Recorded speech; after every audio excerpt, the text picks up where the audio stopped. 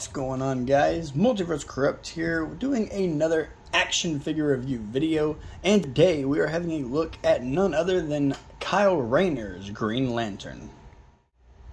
So of course, as always guys, we are having a look now at the packaging, and I think it is always beautiful with the open face window, DC Multiverse, and Green Lantern Kyle Rayner down here at the bottom. As for the side, we have Green Lantern Kyle Rayner Blackest Night. And for the back, we have this beautiful comic image of Atrocious spitting out the blood and the fire or whatever else he can spit out of his mouth, with the other figures that are going to come in this wave down here at the bottom, with Blackest Night Batman, Blackest Night Deathstorm, Kyle Rayner, who we are looking at today, and Blackest Night Superman.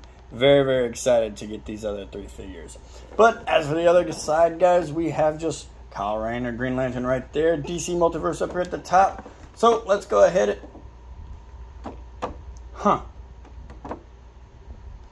So let's go ahead and rip this guy out of the packaging.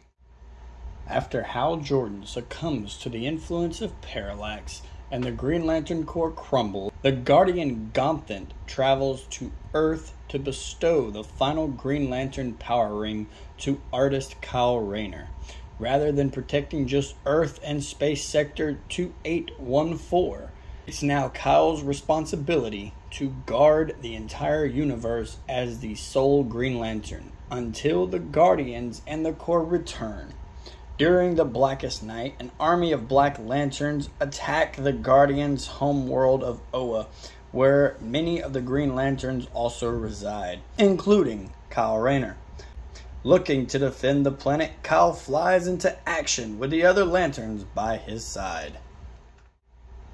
So here we have Kyle Rayner's Green Lantern, guys, and I have to say, with just first impressions, just briefly taking a look at him, I think he is absolutely beautifully sculpted and detailed. The suit, I love the texture of going throughout the entire figure. I can tell there was a lot of work put into this, and I do respect that it is a brand new body sculpt for a Green Lantern, as opposed to our Hal Jordan and John Stewart body sculpt that was exactly the same body sculpt with just different paint. So I am very happy to see that with Kyle, they took a completely different route for his suit. I will say he is a brighter green, and we'll get more into that when we bring out the size comparison of the other Green Lantern figures. He's just a completely different colored green. But I digress on that. Let's go ahead and take a closer look at the accessories that he came with. As for the accessories that he came with, guys, he did come with an Atrocious Build-A-Figure piece, which is the torso, and I think it is also beautifully detailed. It does have kind of the same body sculpt as Kyle Rayner does.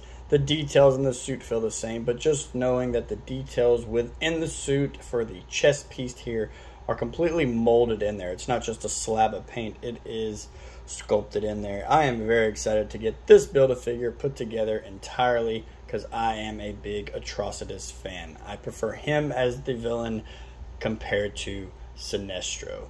So I'm extremely excited to get this together. As for the rest of his true accessories that come with him, we of course do have the Kyle Rayner trading card here, and I am a little bummed out that it is the comic image. I know I've said countless times that I prefer the figure to be the photo that they use and that they provide for these cards, but can't always get what you want. But I do think it is still a beautiful capture from a picture of the comic showcasing this suit as opposed to the black and white suit that he typically wears. On the back here is the read up. You can go ahead and pause it right now if you want to. And as for his other accessories that he comes with, we will start with this sword.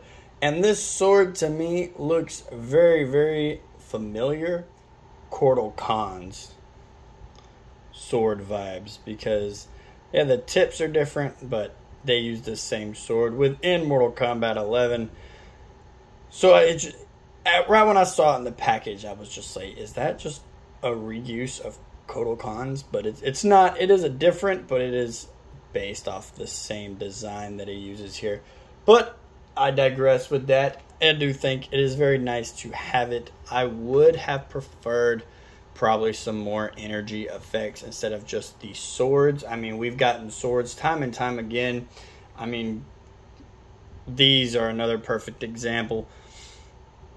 And these swords do fit in his hands, so we can get into that later. And as for his other accessory that he comes with is the Green Lantern's Energy Lantern. And I think that it is beautifully detailed. It is sculpted with throughout. It's not just globs of paint like, you know, they will typically do. Not Mcfarlane, but, you know, Mattel would really like to just put globs of paint somewhere and be like, hey, it's got detail. But these is actually sculpted into the accessory.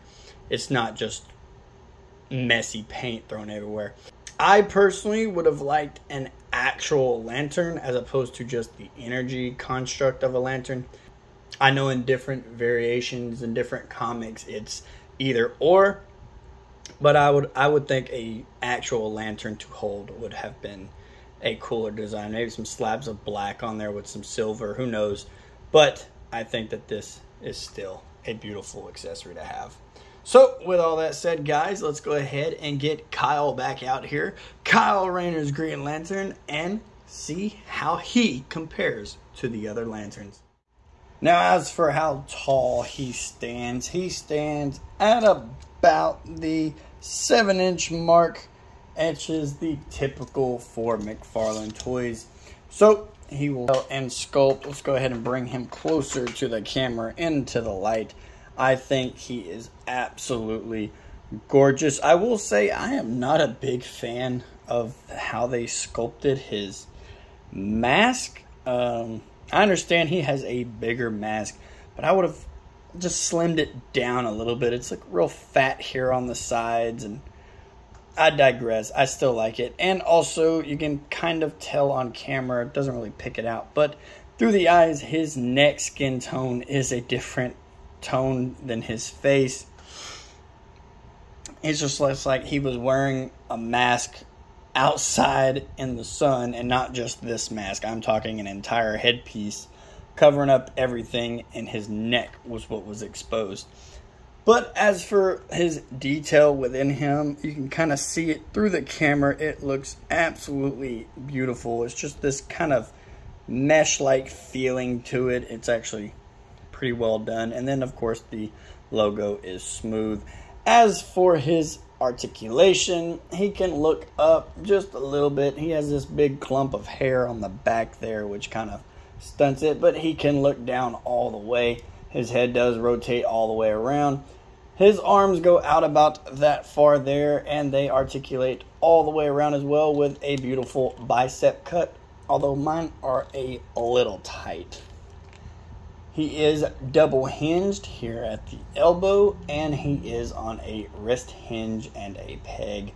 Although I will say I am starting to dig more and more of the McFarlane wrist hinges and ankle hinges. He is blending them into the figure itself from the hand to the gauntlet. So I'm really enjoying that about these figures. As for his ab crunch, he of course does not have much to lean forward with. He does go back a little bit, but it's more coming from the waist as opposed to the ab. The ab, that's about all you get, but if you include the waist, you get just a little bit more. Whoa, limbo mode engaged. As for his waist does rotate all the way around with the beautiful McFarlane diaper still in the way. His legs kick forward about that far, and they kick back about that far.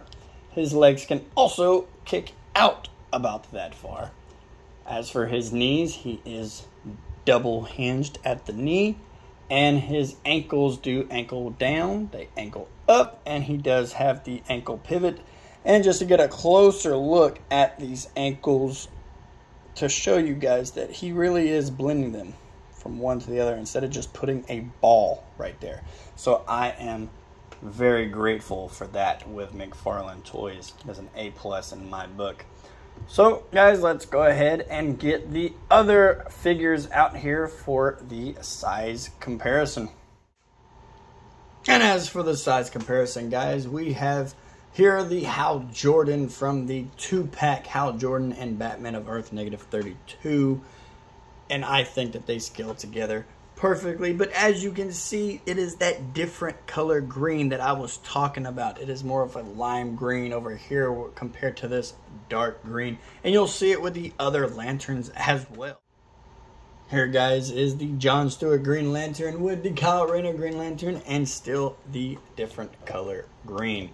I do think that it doesn't bother me as much as I am putting it out there, but I'm just making sure that you guys know that they are completely different colored greens. And with DC Collectibles figures, they used this same dark green, but this one is just that lime green that really sticks out. Speaking of DC Collectibles, here we have him standing next to the DC Collectibles Sinestro, and I think that they scale together perfectly. And here, guys, we have him standing up to the Mcfarlane Toys Superman and the Mcfarlane Toys Batman, both from DC Future State, and I think that he is going to be a great addition to my newer Justice League members.